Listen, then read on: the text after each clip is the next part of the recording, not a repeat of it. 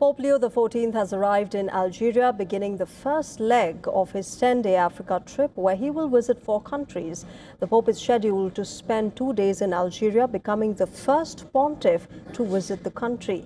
Algeria is a Muslim nation with under 10,000 Catholics among its population of some 48 million. It is hosting a Catholic Pope for the first time. After Algeria, the Pope will visit Cameroon, Angola and Equatorial Guinea.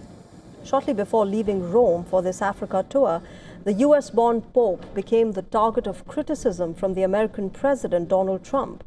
Trump criticized the Pope's comments calling for an end to violence and the Iran war. The Pope later told reporters aboard the papal plane that he had no intention to debate Trump. I do not look at my role as being politician.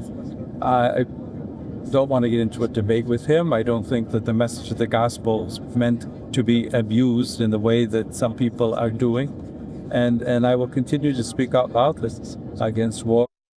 Earlier, Donald Trump launched a verbal attack on Pope Leo XIV, calling him weak on crime and terrible for foreign policy. The comments come just a day after the Pope made a plea for peace in West Asia.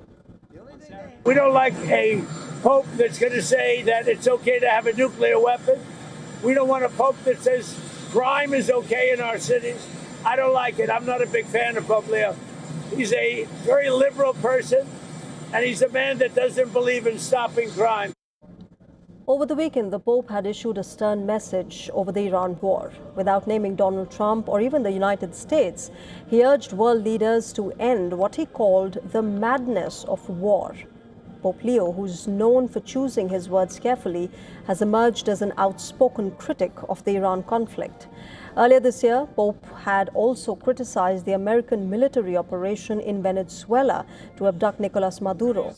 He's also been critical of the Israeli military operations in Lebanon, saying there is a moral obligation to protect civilians from the atrocious effects of war. These statements clearly haven't gone down too well with the US president. In a social media post, Trump alleged that Pope Leo's presence in the Vatican would not have been possible if he wasn't in the White House. In fact, Trump also claimed that Pope Leo wasn't on any list to be the global leader of Catholics and was chosen simply because he was American. Trump's comments mark a dramatic escalation of tensions between the White House and the Vatican. This is, remember, the first time that an American president has launched such a sweeping and deeply personal attack on the leader of the Catholic churches.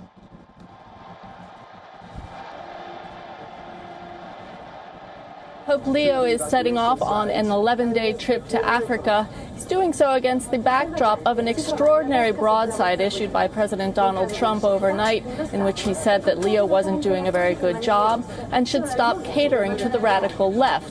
This was in reference to Leo's prayer service on Saturday night, in which he blasted what he called the delusions of omnipotence fueling wars today. It was an apparent reference to the US-Israeli war in Iran.